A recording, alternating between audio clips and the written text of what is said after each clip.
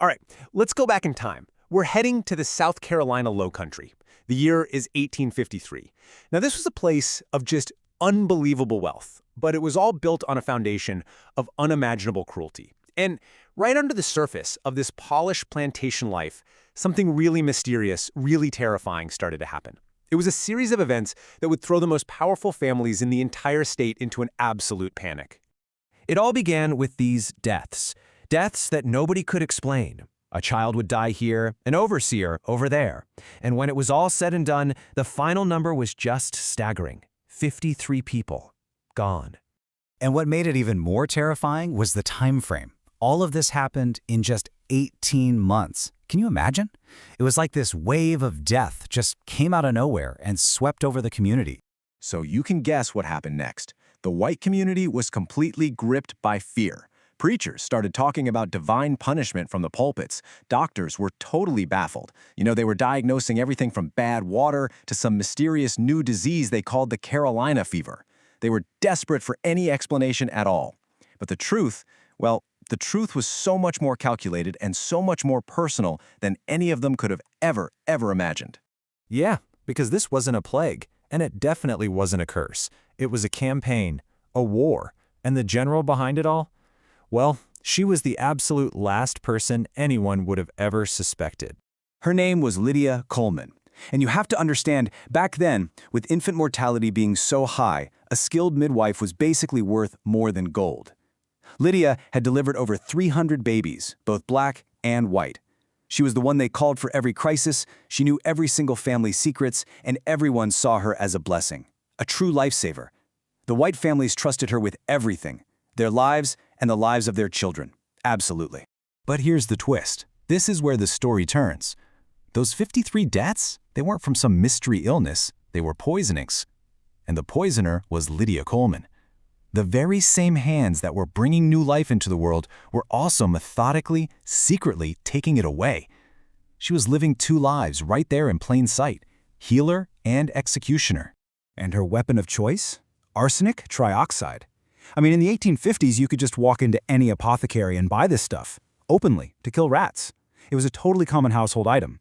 And it was perfect for her mission. It was tasteless, odorless, and the symptoms it caused looked just like other common diseases, like cholera or dysentery. For Lydia, it was the perfect weapon for a war that nobody else even knew was being fought. So the big question is, why? Why would a woman whose entire life was dedicated to bringing life into the world become an agent of death? The answer? Well, it's found in a story of just unimaginable loss. This wasn't some random act of violence. It was the direct result of a mother's grief that just became unbearable. And we're not talking about just one tragedy here. We're talking about the systematic destruction of her entire family. Lydia had 7 children, and every single one of them was taken from her by the brutal system of slavery. Sold away, worked to death, killed outright. Her very last child, a baby girl named Grace, was literally ripped from her arms while she was still nursing. And this right here, this was the moment that changed everything. Right after selling her infant daughter, her master, a man named Thomas Rutherford, said this to her. Just think about the profound cruelty of that statement, reducing her motherhood, her love for her child, to just a function of breeding property.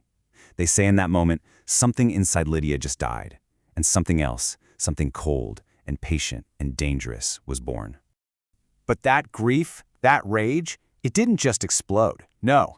Instead, it was forged slowly and carefully over 2 long years into a meticulous plan. This wasn't some act of passion. This was the work of an architect. During this period of planning, Lydia actually sought out the knowledge of other enslaved women. In Charleston, she found a hoodoo practitioner, Mama Zula, who taught her about more than just poisons and dosages. She taught her about the kind of psychological discipline she would need for her mission. Rage, she was told, rage gets you caught. Revenge, that required becoming ice itself. Her plan was basically a military campaign. Step 1, acquire the poison. Step 2, learn the craft of slow, untraceable killing. Step 3, use her unique access as a midwife to gather intelligence on every single family.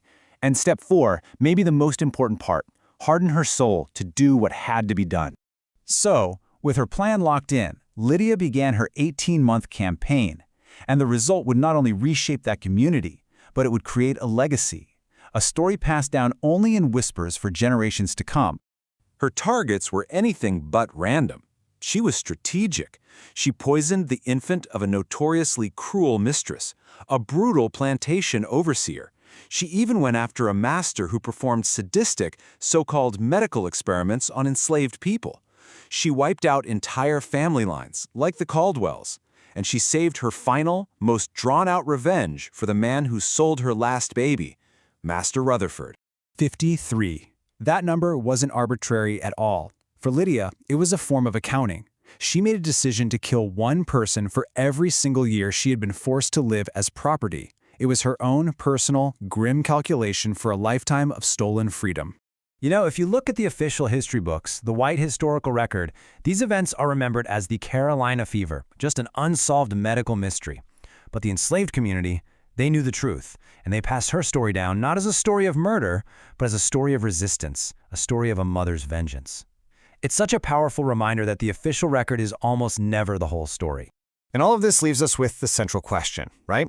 It's the same one that must have haunted those who first heard her story in whispers. Was what Lydia Coleman did a righteous act of justice against a truly evil system, or was it a campaign of murder, one that even claimed the lives of children? The answer isn't simple, and it forces us to confront these brutal realities of a world where the lines between right and wrong were just completely blurred by the violence of slavery itself.